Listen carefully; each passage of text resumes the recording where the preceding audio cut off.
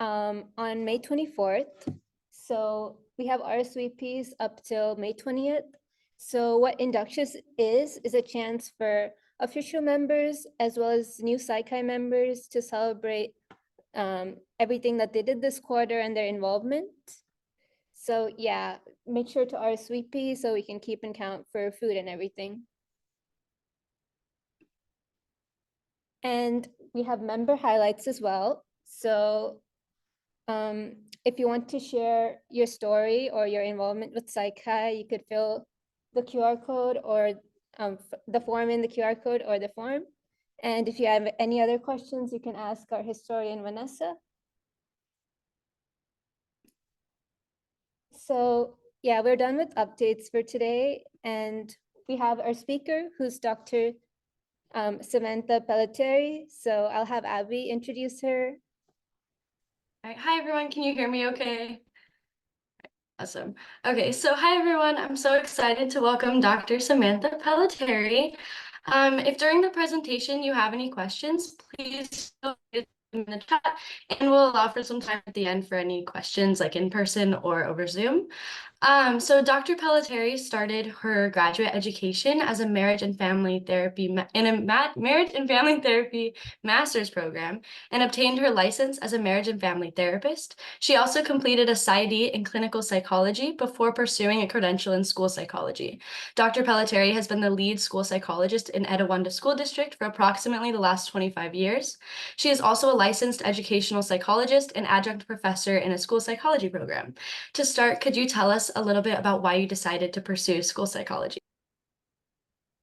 Well, let me first say hi to everybody. Thank you so much for having me. I'm really excited to spend a little bit of time with you guys, and please know that this can be really informal. I'm happy to just chat and answer any questions that you have and talk a little bit about this field, which I'm really excited about. So I think it's really fantastic that you guys are doing this, Abby. I think one of the things when I talk to students about a path to graduate school, I always talk about how I made some mistakes along the way. And I think that one of the things that really I was missing at your age was sort of the guidance or understanding of how many different areas there are in the field of psychology. So I went to a UC as well for undergrad.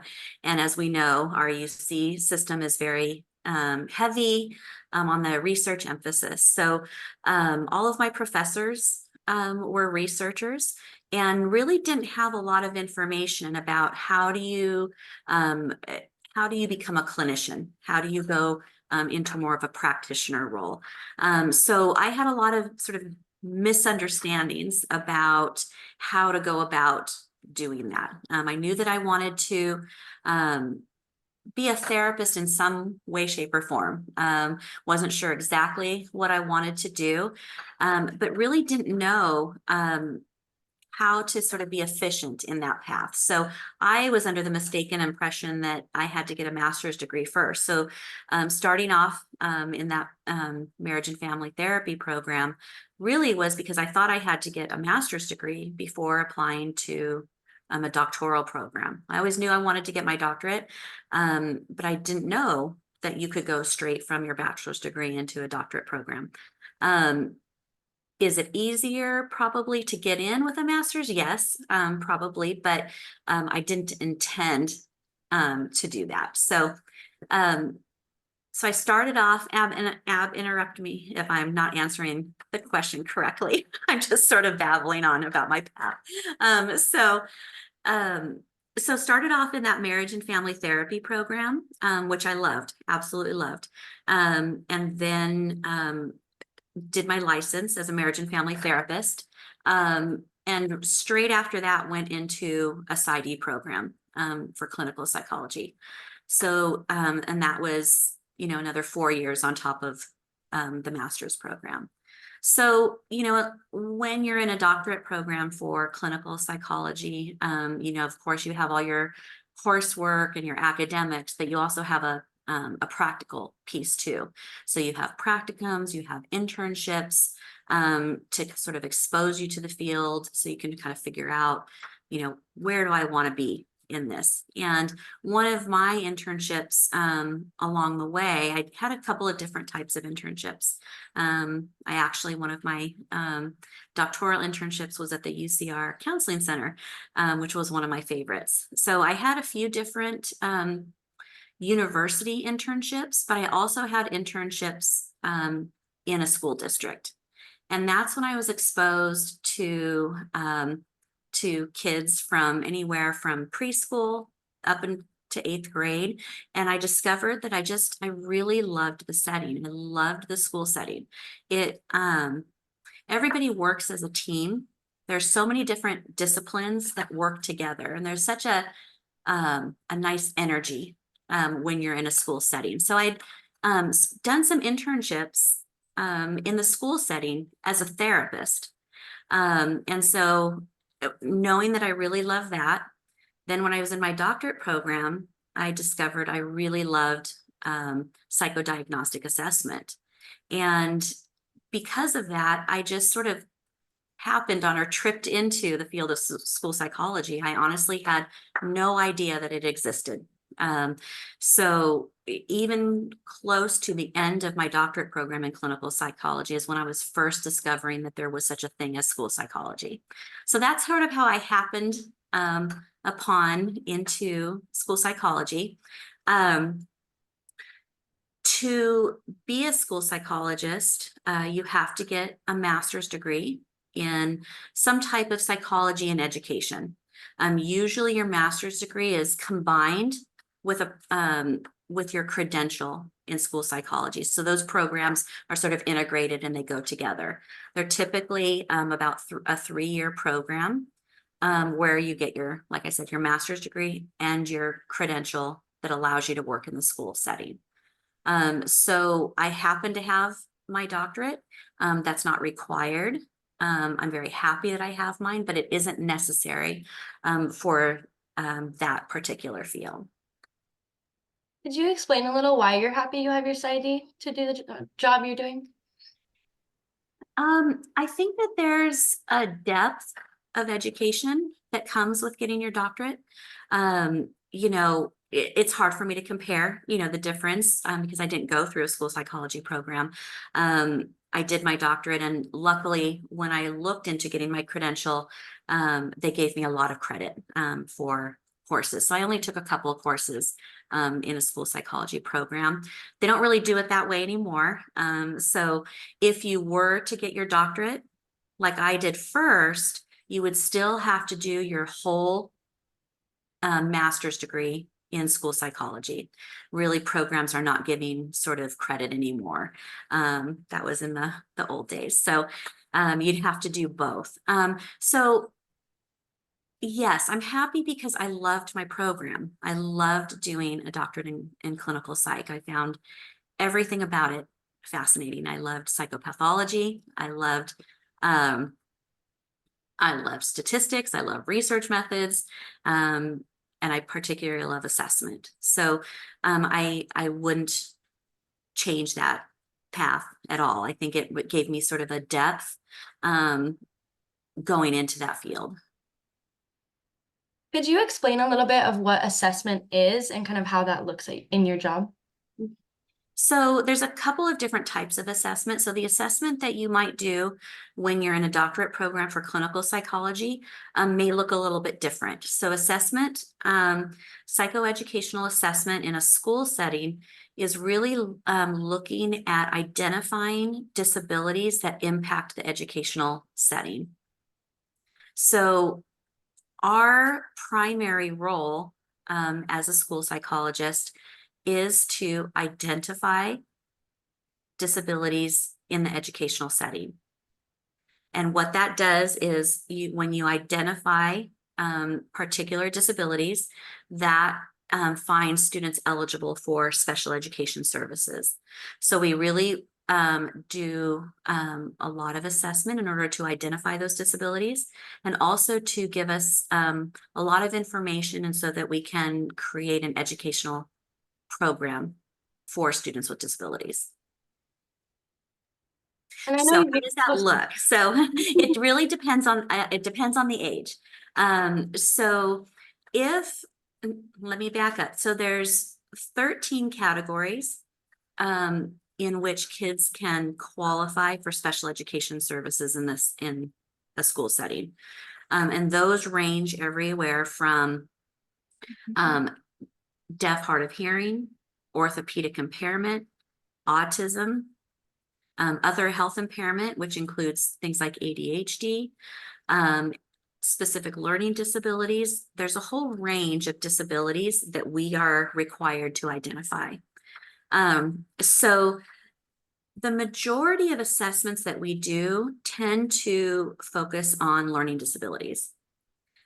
So in order to assess for learning disabilities, we have to do a wide range of assessment, use a wide range of tools. Those range from IQ tests to cognitive processing tests, academic tests, social emotional kinds of tests. And so the assessment looks really different based on the disability that you suspect the student might have. So my assessment may look very different for a student who has a specific learning disability than a student who may have autism. And especially as students get older and their attention to task increases and their cognition increases, a lot of those are very standardized types of tests where you would sit at a table and administer those kinds of tests. I happen to work with 3-year-olds, so there's no sitting at a table administering a test to a 3-year-old. So when you assess a 3-year-old, most often the reason they come in is because they're not speaking yet. So you don't have a student who can answer you when you are administering these complex kinds of tests. So an assessment may look very, very different. I'm on the floor when I'm working with a 3-year-old. I have a ton of toys available so that I can use play on the floor with those toys to access some of those same concepts that I'm getting from older students with a standardized test. So knowing where they are developmentally and testing some of those developmental levels in a very different way than I would be sitting at a table with an older student. Thank you. That was my next question. So kind of going off of that and kind of going off of assessment and all of that, how do you approach building trust with families and students, especially those who might be a little bit of hesitant to engage with a psychologist? That's a really, really good question. So we spend a lot of time in our educational programs learning all of the nuts and bolts, the ins and outs of all of this complex technical kinds of things that we have to be really an expert in. So we have to have that learning piece nailed down really tight. But I think that when you get into the field, what you quickly realize is that building relationships is the most important part. So when you say, how do you build trust? Trust and relationships are an absolute foundation of this work. I find that it's even significantly more important in my current work because I do work with 3-year-olds and their families. So when they're coming to us, so a school district is responsible for educating students once they turn 3 if they have a disability. So when I'm assessing a student at 3, you're coming in at a very vulnerable time. So they're very young families. This may be their first child. And they're starting to realize that maybe their development looks a little bit differently than what you might expect for another 3-year-old. So they're in this very uncertain, sometimes very difficult time, really acknowledging and looking at that things are not going as maybe they expected. So building that relationship is really important, and that trust. is important because parents at that stage want to know that their child's going to be okay.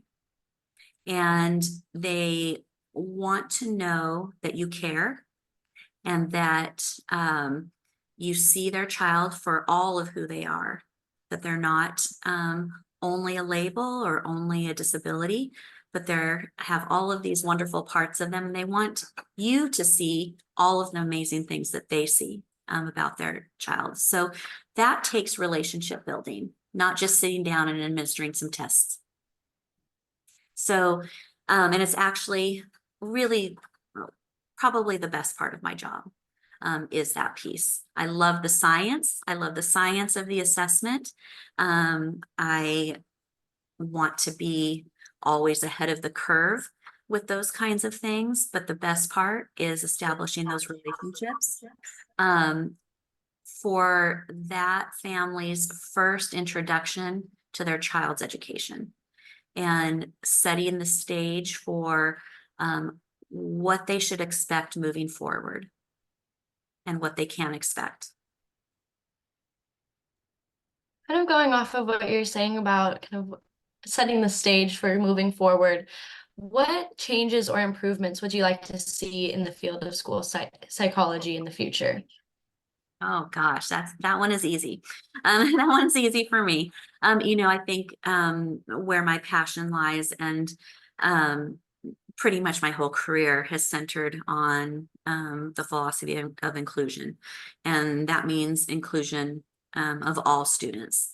So inclusion of students with disabilities in general education. So really seeing special education as a support. We're not looking at special education anymore as a place where students go, but we're looking at it as a support so that students with disabilities are every bit entitled to a place in those general education settings as everybody else. So we have a ways to go. So I've been doing this for a long time now, and we still have a long ways to go. So that's really where the field needs to evolve. If we expect individuals with disabilities to work, live, meaningfully participate in our community, we have to start in the educational system. There's no way for it to happen later if it doesn't happen now. So we really have to have those expectations and move toward that, but that also requires a lot of mindset shift. I think a lot of people still have the impression that students with disabilities belong in a certain classroom. And sometimes we rationalize it to ourselves that we think that they're in a place where they're with somebody that's better trained, that they're receiving the right supports. But what we know and what our research is very, very clear on in the field of inclusion is that everybody does better when everyone is integrated. So students with disabilities, especially our students with very significant disabilities, progress at a much higher rate when they are around typically developing peers. And then the surprising and the wonderful thing is that we found is that our typically developing students, when they have students with significant disabilities in their classrooms, their test scores are higher. So we have to move away from sort of these judgments and these fears about who belongs where. So that's always my area of passion and where we really have growth to do. And so kind of going off of that, how do you promote inclusion and those practices in your role as a school psychologist? So what I do, so when you do an assessment, and let's say you you have all these numbers in front of you where a student is functioning with their cognitive processing, maybe their IQ. What we have to do is not assume that because of a certain number or a certain presentation, that there's a certain path. So I'm constantly challenging that kind of thinking. There's so much room also for systemic change. And as a school psychologist, you know, as you establish yourself in your career, you have room to make these systemic changes. And so early in my career, when I started assessing, you know, 3-year-olds, you know, that was at a time when it was very prevalent that students with disabilities went somewhere else. So what we would do at that time is we would assess students, find them eligible for special education, and then they would have to leave their home school and go to a county program to receive those services. And we really question why. I work in a district where people really come to that district for the educational system. And here they come in at 3, we assess them and we ship them off. So we questioned really, why are we doing this? Why, and why are we having students with disabilities all in one classroom? Because what we know about 3-year-olds and development is that they learn from each other, right? So language modeling, social modeling comes from peers. It's not something that as an adult you teach them how to do. They have to watch it in order to learn it. And what happens if we put 8 3-year-olds who are nonverbal together? How are we going to expect language and social development to happen when we don't have those models? So it was something that we really challenged at that time. And so I developed a program. Now I'm realizing it's 20 years ago now that we've been in motion. So what we developed was an inclusive preschool program.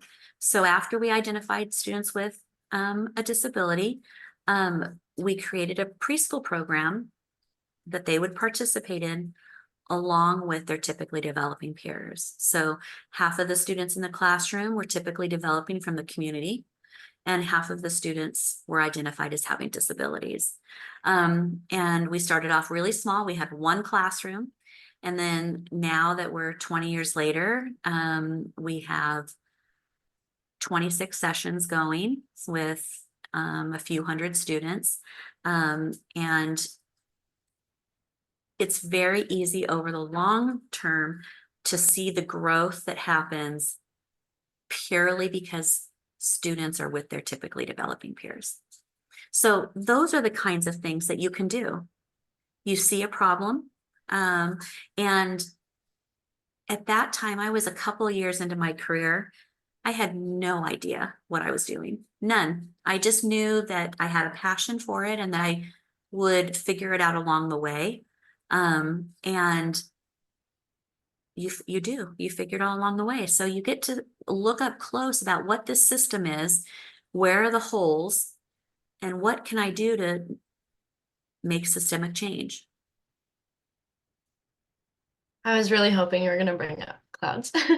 I was also kind of going off of that. I was wondering, how did you see like the people who joined clouds and the students and the families, how did they react to seeing this inclusive program?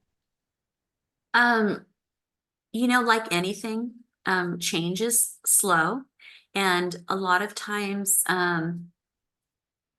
there's fear in the beginning.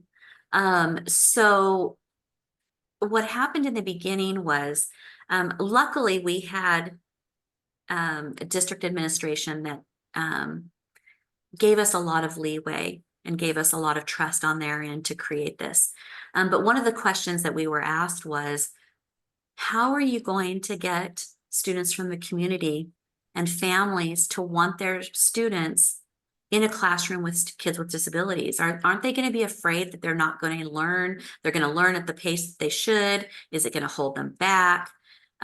Those were the fears. And we said, just give us time. We know. And so, and just as a fun story, when we first started, we were a little afraid. We thought, oh my goodness, how's this going to work? And so it was sort of word of mouth about how we were going to fill this first classroom. And we had 8 spots for typically developing kids from the community.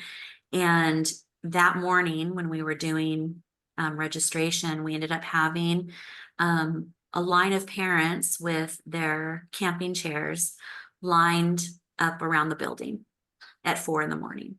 for a 9 o'clock registration. And so suddenly the fear was gone. And our administration said, oh, okay. And so from there, we built from there. One of my best moments of almost every day of my job is when we're reviewing results for a student, and we're talking a little bit about the services and the supports that we're going to provide, and we suggest Clouds, which is the name of the preschool program. I love when parents say, and they have no idea who I am in that meeting, is they say, that's why we moved here. That's all we were hoping for was that. Because unfortunately, it's still not the practice everywhere. We were the first, and there are a lot more now. Along the way, our program became the model for the state. And so my colleague and I have had the opportunity to fly, around California and help other districts create a program like this, but it's still not everywhere.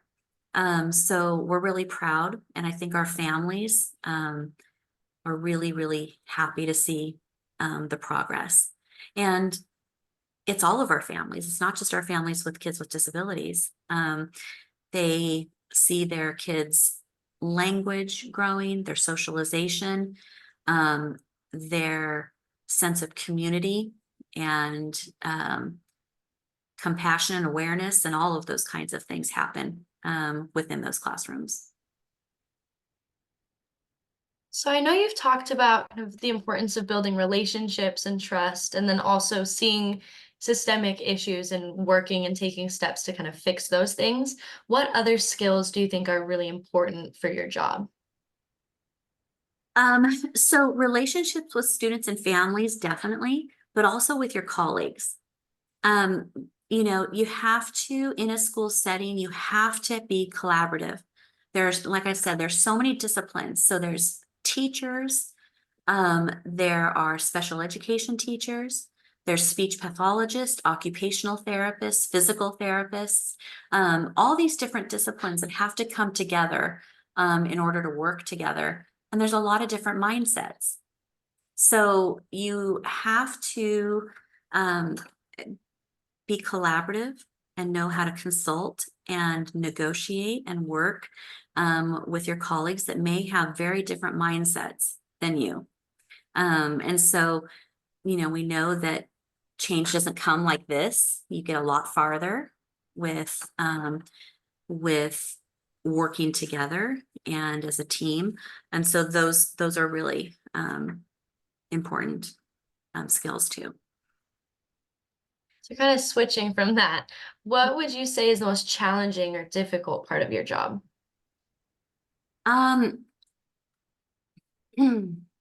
So besides the things that I mentioned about mindset, some of the logistical kinds of things that are difficult are that we have very high caseloads, and our job has really changed since I entered the field. When I entered the field, we were very much focused on that assessment piece. But over the course of the last couple decades, the types of disabilities and the types of students that we're seeing are different. We have different needs now than we did before. What we're seeing now are a lot of behavioral kinds of issues that we really have to do different kinds of work in. So there's a lot more being in the classroom to support the student, support the teacher in how to deal with those behaviors. And that is hard when you also are managing a very intense caseload of assessments. So, you know, I would say the number of assessments maybe that I do per year can fall in the 80 to 90 range. It's a lot of assessments. And I work part-time. So, you know, so you really have to be an organized person that can manage a lot of things and juggle a lot of things, a lot of timelines, and a lot of those pressures. Thank you.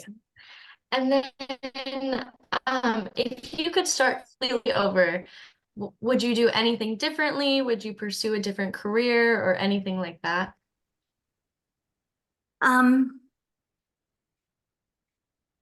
No, I wouldn't choose a different career because it's been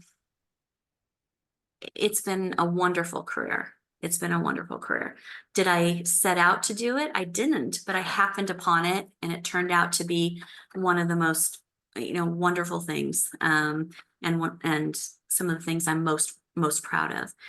The things that I would do differently are the things that I mentioned in the beginning, is I would have been more efficient in my education.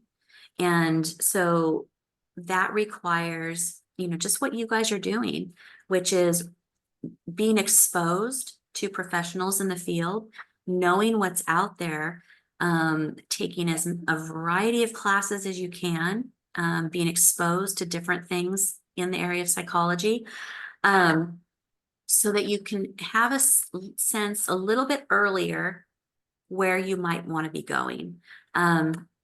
Education is expensive and it's time consuming. And, we used to be able to sort of figure it out along the way. But I don't think you guys have that benefit because of the cost of education. I think that you have to be a little bit more strategic in how you can do it in the most efficient path. So that's probably what I would have done differently.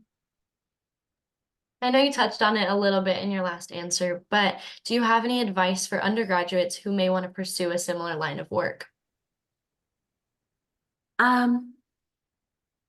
Like I said, I think exposure is really important ahead of time, just to get a sense. I think you're not going to have to know exactly what you want to do, but if you can get close enough and have a sense of what all the different areas are in the field of psychology, it'll lead you in that direction. And then once you're in that program, then you'll have a sense of what population and what kind of environment do I want to work, all of those. As long as you can get close to sort of the degree that you'd like to pick, really knowing what you can do with each of those kinds of things, then you're doing well.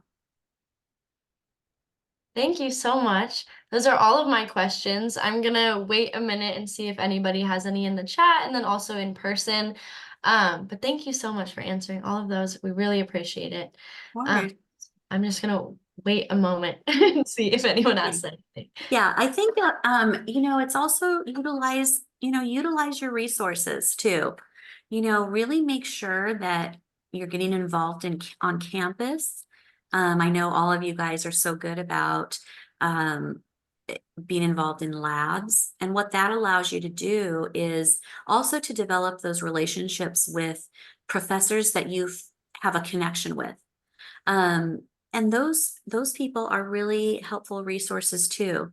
Learning from their mistakes, learning from their paths, and always just reaching out. So, I've always told Abby that, whenever we do any talks or things like that, I'm not available just for this hour. If you have questions later and, you think of something, later on, have Abby get a hold of me. I'm happy to talk more on a one-to-one basis. And, continue to do that with people that you meet along the way.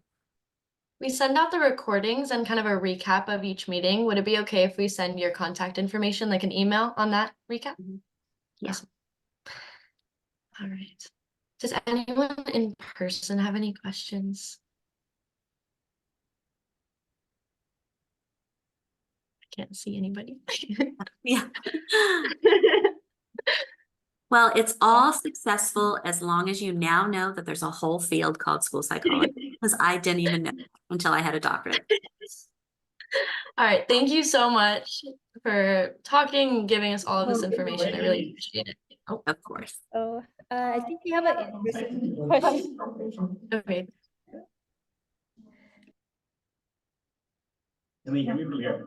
I'm sorry. Maybe type it in the chat. The echo is really bad. Yeah.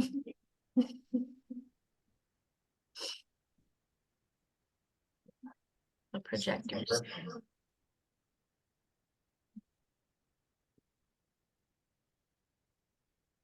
Or can you just say from there?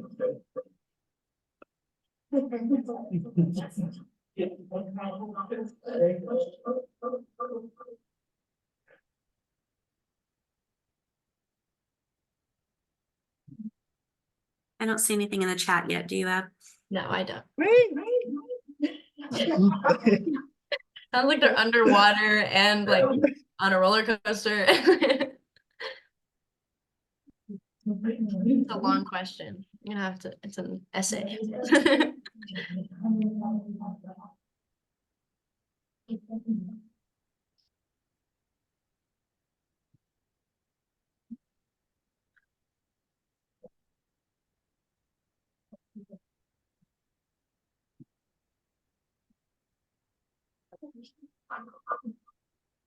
Thank you.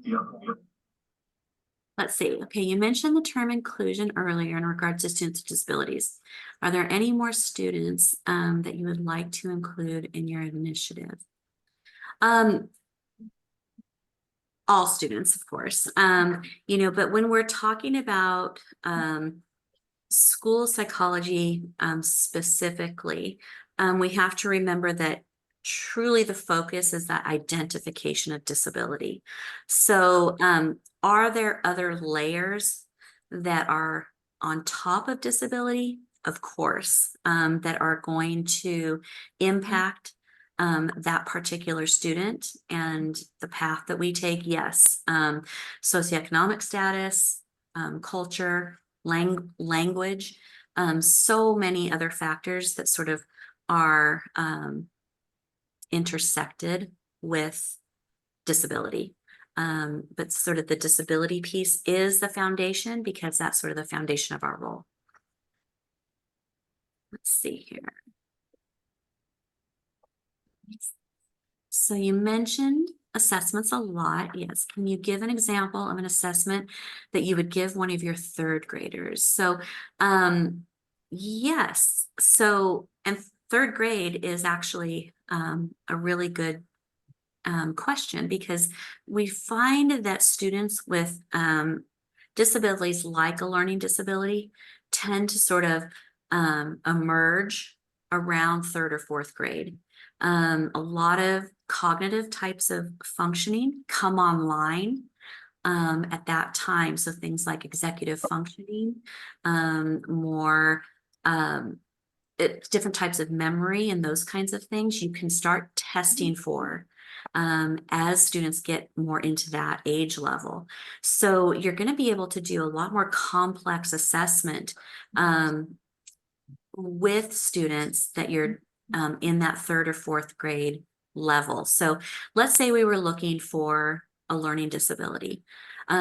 What you would do is you would give a variety of assessments, like an IQ test, an academic type of test, and a number of cognitive processing tests, because what we have to see is what is getting in the way of acquisition of academic skills.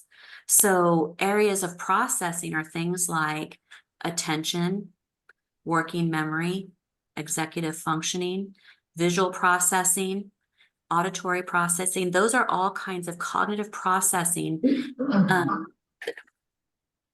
things that we would assess using particular assessment tools. And then what you would do is you would look for a pattern within those results to say, you know, okay, now I'm starting to see that there's an attention deficit here. And I think that attention is interfering with their math acquisition. So you really have to look at the cognitive processing piece and how that matches the problems that they're having academically. So we typically, for that, we would give, gosh, probably, I would say in the 8 to 10 assessment tool range. So it can take many hours in order to really narrow down or identify where the problem is. Let's see. Thank you.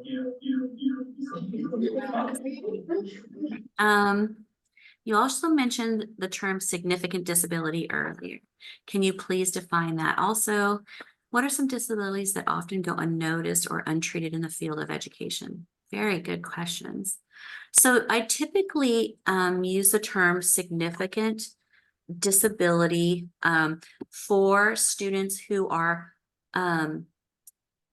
who have more intensive needs.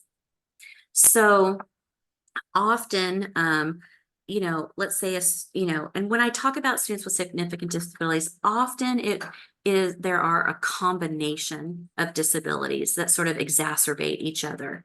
So a student with a learning disability may have one sort of cognitive processing area that is difficult for them, whereas a student with significant disabilities may have many different areas of need. So there may be a cognitive disability, a physical disability, you know, so those motor difficulties along with difficulty with daily living activities. So it's students that are impacted sort of more globally is what I would consider a student with a more significant disability. So multiple areas of need. And then let's see here. Oh, and what are disabilities that often go unnoticed or untreated? So it's so interesting. I would say actually that girls are missed more. I think that disabilities are missed more frequently in girls because they present differently. So if you think about ADHD, the hallmarks of attention deficit hyperactivity disorder, you know, you may have difficulty, of course, attending, but you also have some hyperactivity. Girls don't always have that piece. So we often will picture, you know, a boy that might be very busy or have a need for a lot of movement. Girls tend to not have that piece as much and may actually be sort of daydreaming, spacing out, thinking about things differently, but it looks like they're listening. So often it can look like, oh, they're paying attention. And whereas with some boys, we might see them, you know, busily running around and doing and being more active. So that would just be one aspect. Students with autism as well, girls are going to present differently than boys are. We find that that boys tend to be more significantly impacted with disabilities than girls. And then girls just present differently. So those are the things that I think that's one of the main things that I notice is that we often think that sitting still, looking toward the teacher looks like attention and being well behaved. So we sometimes miss those. Let's see. Have you considered working in private practice over school districts? So is that possible with your credential? Excellent question. So the credential allows you to work within the public school system.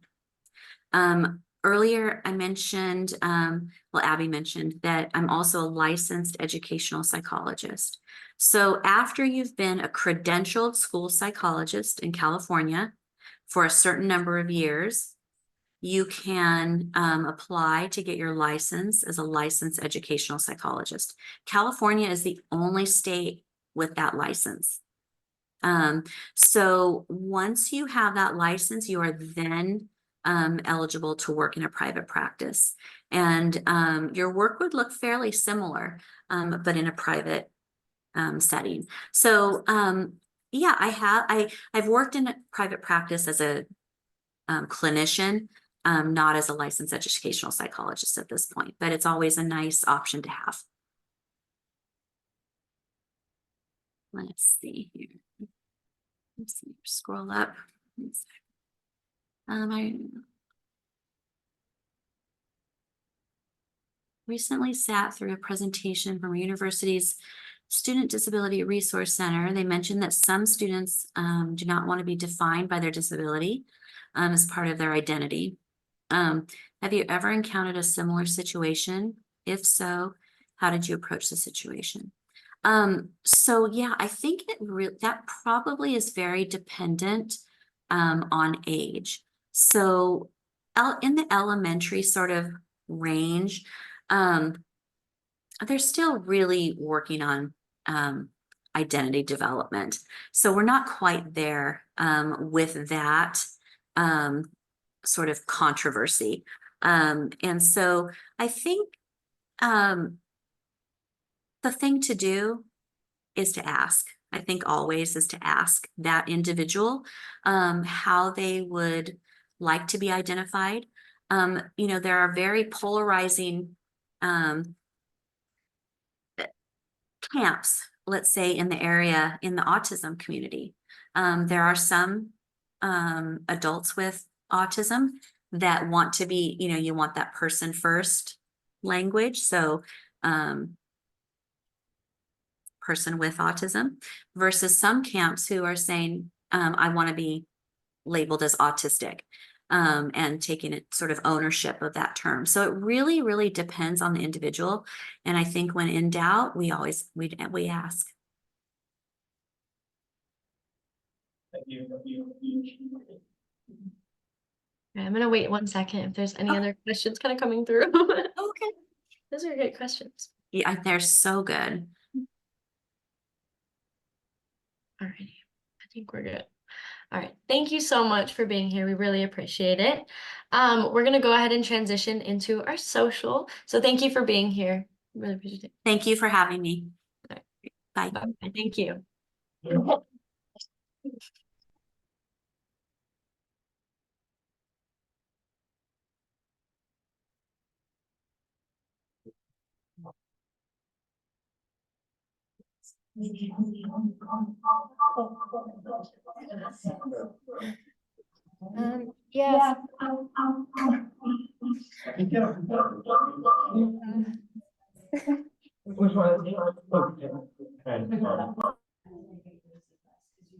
Yeah. Did you mute both? Yeah. Oh. Yeah. I didn't do anything. Oh, okay. Someone did that, wasn't me? Nice. Oh wait. Yours is still unmuted though, right? Yours is still no. Yeah. Is it the same account? Yeah. Oh, that's why you can't have both at the same time. Mhm. Here, Thank you for all the answers though, I really maybe appreciate put the volume down on this one. your responses. Oh, she's not here anymore. No. Do you think it's still accurate? If I Thank update it?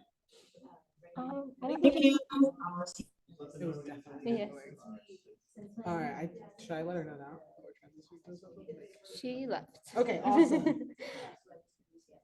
Anybody left on Zoom, we're going to transition to the social. Thanks for coming. Okay. Yeah. So I would.